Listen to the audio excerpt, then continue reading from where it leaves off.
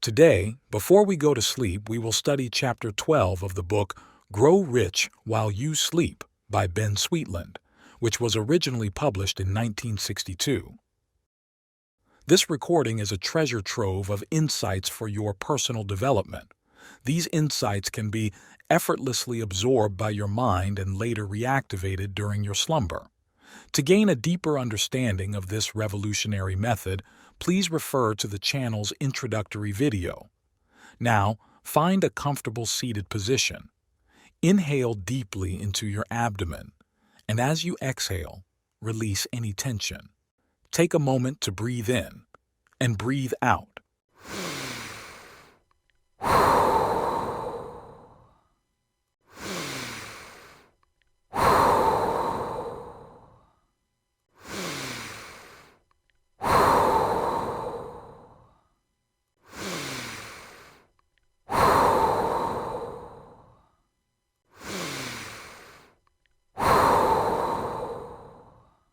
Now pay close attention and listen carefully with total concentration.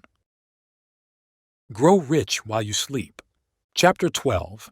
Accepting the Supremacy of Mind Over Matter. That mind over matter stuff is all bunk, a man declared after he had listened to a talk on the efficacy of mind power. Anyone believing in it is not too bright, he added. His is not an isolated case, although it is rare these days. But around the turn of the century, the subject could not be mentioned without many people taking issue with it. The fact is that nothing man-made has ever been created without having been started with a thought. Therefore, statements to the contrary are just plain wrong. It may be, perhaps, that the opponents to the principles of mind over matter are not, in reality, antagonistic to them as such, but that they have difficulty in believing that the way they think, negatively or positively, can have any bearing on what happens to them. To get the amount of good from this book that you should, and can, get, it is absolutely necessary that you accept the supremacy of mind over matter. And this will not be difficult since, as I said above, every accomplishment starts with a thought. Please remember, in talking about mind over matter, I am not talking about cults, dogmas, ESMs, black magic, or anything bordering on the supernatural. I am discussing only the normal manner in which mind operates. In discussing the mind and how it operates, I do not wish to convey the idea that I know all about the subject. I would fall dismally short if I tried to give a correct definition of mind. Dr. Rhine of Duke University, a man who probably knows more about the human mind than any other man of our time, opens his book, The Reach of the Mind, by saying, "Science cannot explain what the human mind really is and how it works with the brain. No one even pretends to know how consciousness is produced. What kind of a natural phenomenon is thought? There isn't even a theory." Electrical engineers are adept in the use of electricity, but if you asked any one of them to explain what electricity really is, he could do no more than guess. In my many years devoted to the study of the mind, I have learned much regarding its use, but as to what the mind really is, I am in complete accord with Dr. Rhine. Many times the expression mind over matter is used with reference to the influence of mind over the motion of objects, referred to as psychokinesis. Experiments at Duke University and elsewhere seem to indicate that the power of mind can be actually directed to influence the motion of objects. In this book, we will consider only the influence of mind over matter in the sense that a human being controls matter through mental direction. You get an idea for something you wish to make. You assemble the materials you need and proceed to produce the thing which is pictured in your mind.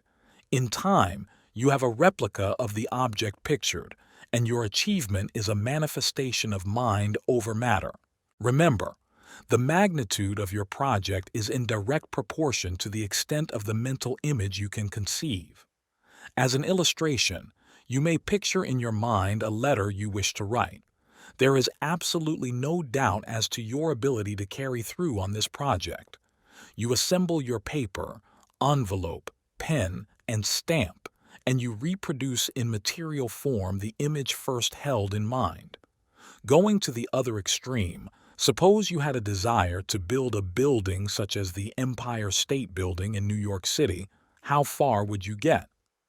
The undertaking is such a gigantic one that you would have difficulty in controlling your mind to the point where you could see yourself completing or even attempting the huge job. This illustration might prompt one to say, but to build an enormous building would require a large sum of money. Only the rich could entertain such an idea. This is not always true. Permit me to tell you of a case with which I am personally familiar. A man without means became obsessed by the idea that he would like to own and operate a large apartment house. Instead of bemoaning the fact that he had no money, he began thinking of ways and means of starting such a project without money. In Westchester County, a suburb of New York City, he found an ideal piece of property for his apartment building. Being a choice location, the price of the lot ran into large figures. This aggressive young man went to the owner of the plot and made a proposal. He told him that with the lot he could borrow enough money from banks or insurance companies to finance the building of an apartment house. He said that he would want an interest in the building for his work in putting it over, and that he would also want to manage the building. His sincerity impressed the property owner, and he accepted the proposal. An architect designed a handsome 12-story apartment house. The financing was arranged, and in due time, the man who started with nothing but an idea owned an interest in and was managing a very successful enterprise. Good ideas are better than money because with good ideas it is not difficult to obtain money. One might think that this enterprising man had reached a peak of satisfaction and should be content to remain as he was. But the thrill of achievement was too great. He could not resist seeking new trails to blaze. His next venture was another apartment house, but this time he had money with which to finance it himself.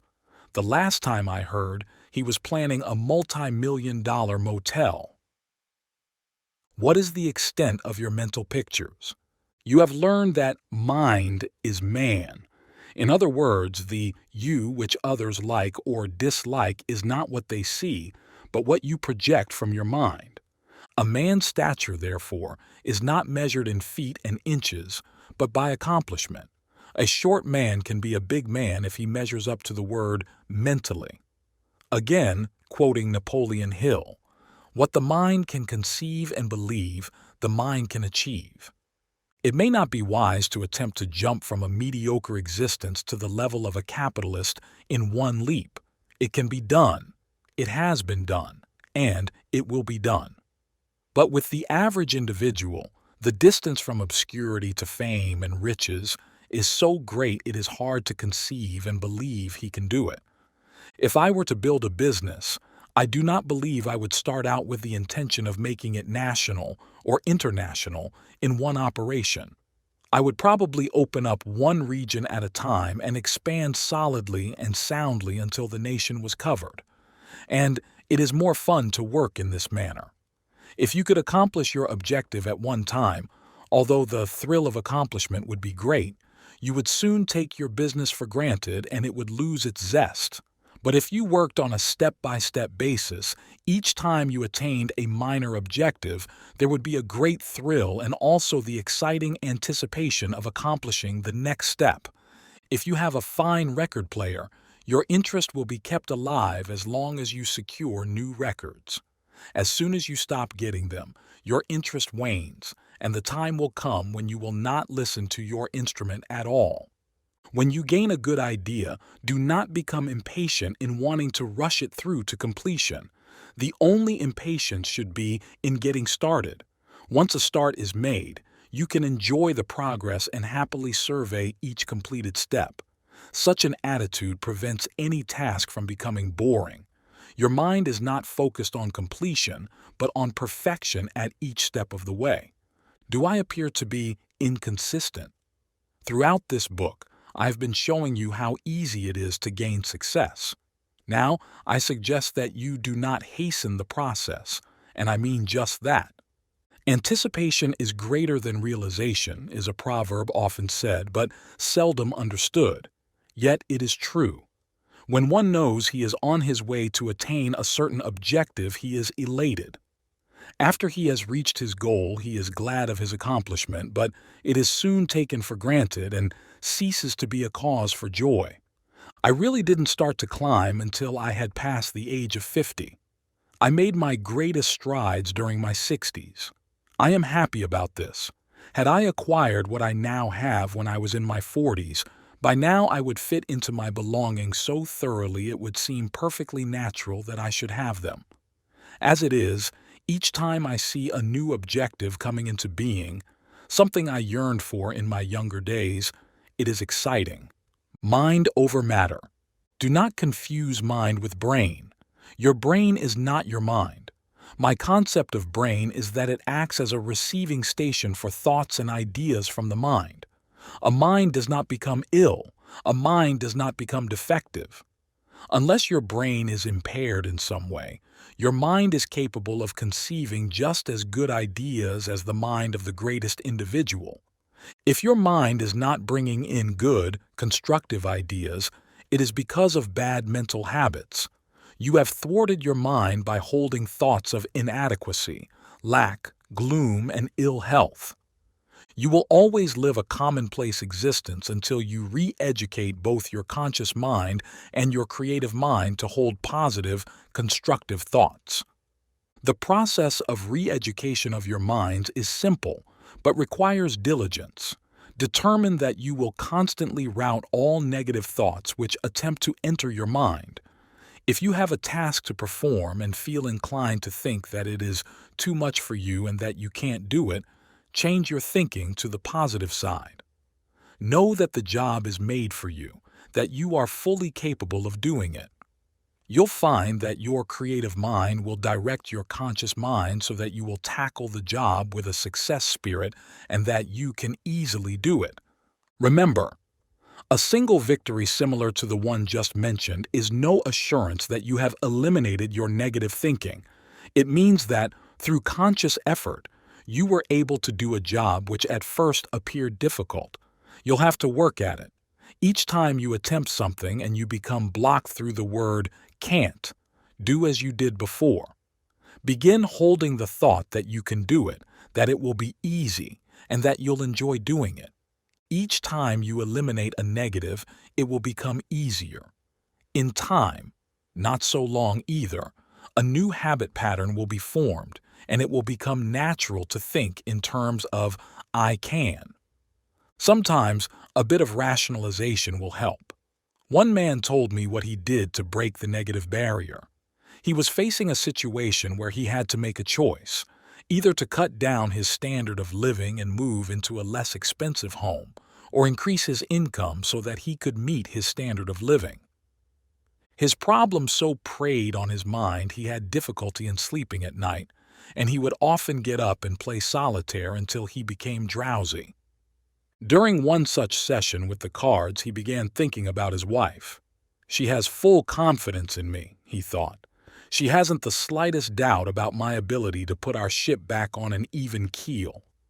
As he thought about her and her unswerving trust, he determined that he would not let her down. Others had solved problems greater than his, and, for his wife's sake, he would make the grade. He did. As soon as his mind began running in, I can channels, ideas started to flow. His road ahead became clear, and he not only raised his income to a point where he could maintain his standard of living, but even went beyond and was able to raise his standard of living. Here is further proof of the operation of mind over matter. The point I am making in this chapter is that if any problem is facing us, we have within our minds the means of solving it. Or, if we desire to better our condition, we have all we need to change for the better. In a previous book, I made the assertion that we should be glad that we have problems, because we grow as a result of them. If you have a problem and solve it, you have learned what to do should that problem ever appear again. Although, Once you have mastered it, it's not likely that it will ever recur. It is interesting to try to visualize a life without problems. Wonderful, you might say, but think about it. Life would become so boring you would look forward to the end. My latest motto fits in well at this point. It is not our problems which disturb us. It is our lack of faith in our ability to solve them. In earlier chapters, I suggested affirmations for you to use to rid your mind of negative thoughts. If you have started using them, I know you are astonished with the results you are obtaining. Since you now have a better understanding of the supremacy of mind over matter, I will leave another affirmation with you, which will quickly help you to gain mental self-mastery. I am at peace with myself and the world. Problems facing me are no longer disturbing because I have made contact with my true source of intelligence and power. I am guided to do the right thing at the right time. It would be well to copy this on a card and carry it with you. Whenever you have a spare moment, read it. And do not forget to read it just before retiring at night. You will awaken in the morning with all the courage you need to tackle any problem which may be disturbing you. End of chapter 12. Take a moment to breathe in and breathe out.